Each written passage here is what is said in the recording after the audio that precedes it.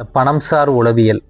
உங்ககிட்ட பெரிய காரோ விலை உயர்ந்த ஆடைகளோ இருந்தால் நீங்கள் பணக்காரன் இல்லை. உங்களுடைய நேரம் உங்களுடைய கட்டுப்பாட்டில் இருந்தால் நீங்கள் தான் பணக்காரன் சொல்லுது. ஏன் சொல்லுதுன்னு நான் ஒரு சின்ன உதாரணம் சொல்கிறேன். நானும் என்னுடைய நண்பனும் கிட்டத்தட்ட 20 ஆண்டுகளாக அவன் பணத்தை நோக்கியே ஓடிக்கிட்டு இருக்கிறான். அடுத்தவங்க நம்மளை மதிக்கணும்னா நமக்கு பணம் முக்கியம் அப்படின்னு சொல்லிட்டு காலையில் 2 மணிக்கு எந்திப்பான். எப்போ இருக்கான் வீட்டில் இருக்கானே சொல்ல முடியாது. நைட் 2 மணிக்கு திருப்பி வருவான். காலையில் 3 மணிக்கு எந்திச்சு போயிடுவான். 1 மணி நேரம் தான் தூங்குவான். வாழ்க்கை முழுக்க முழுக்க ஓட்டம் தான். அவனோட குழந்தைங்களோட ஃபங்க்ஷன் கூட இந்த 20 வருஷத்துல எந்த ஃபங்க்ஷனும் அட்டன் பண்ண மாட்டான் ஒழுங்கா. ஏதாவது ஸ்கூல் டேனாலும் சரி, இல்லை குழந்தைங்க ஏதாவது ஒரு இடத்துக்கு கூப்பிடும், போக மாட்டான். எல்லா ஃபங்க்ஷன்லையும் வீட்டில் உள்ளவங்களை அனுப்பிட்டு அவன் வரவே மாட்டான். ஆனால் கார்லேயே சுற்றிக்கிட்டே இருப்பான். எங்கே பார்த்தாலும் காரில் சுற்றிட்டு இருக்கிறத பார்க்கலாம்.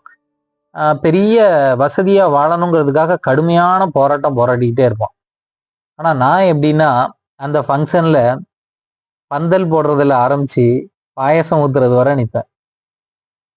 அதாவது என்னை எந்த ஃபங்க்ஷன்லையும் பார்த்துடலாம். என்னுடைய நேரத்தை எனக்கு பிடிச்ச மாதிரி என்னுடைய நண்பர்களுக்காக நான் செலவழிப்பேன். என்னுடைய உறவுகளுக்காக நான் செலவழிப்பேன்.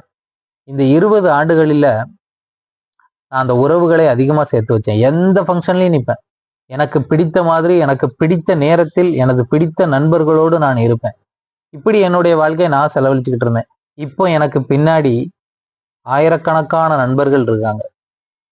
ஆனா என்னுடைய நண்பனுக்கு பின்னாடி யாருமே இல்லை. கேட்டா அவன் எதுக்குமே வரமாட்டான், அவன் இஷ்டத்துக்கு அலைவான், பணத்திமிரில் அலையிறான் அப்படின்னு சொல்லுவாங்க.